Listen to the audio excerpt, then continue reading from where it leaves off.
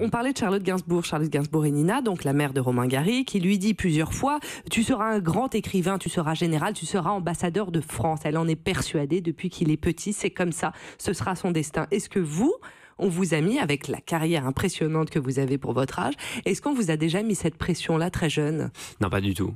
Pas du tout. J'ai eu la chance que la seule chose qu'on me demandait, je crois, de ce que je me souviens, et c'était d'être heureux, quoi. C'était de faire quelque chose qui me rendait heureux dans la vie. Et, Vous vous mettez la pression? Ah ben énormément. Ah bon? Du coup, oui. Du coup, je m'en occupe moi. Enfin, en même temps. Comment vous vous occupez de ça? Vous vous parlez?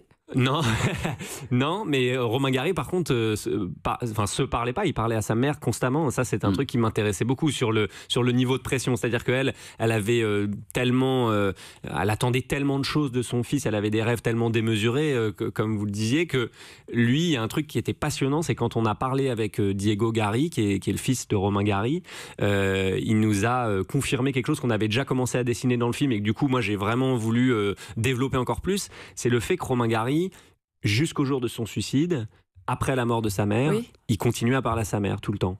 Dans sa cuisine, chez lui, dans son appartement. Tout le temps, il parlait à haute voix à sa mère. Et c'est vrai que c'est pas très habituel. Non, mais il faisait rien de façon habituelle. C'est le personnage le plus romanesque que j'ai jamais connu. Franchement, toute sa vie est complètement épique. Chaque lettre, chaque citation du mec est un film, quoi.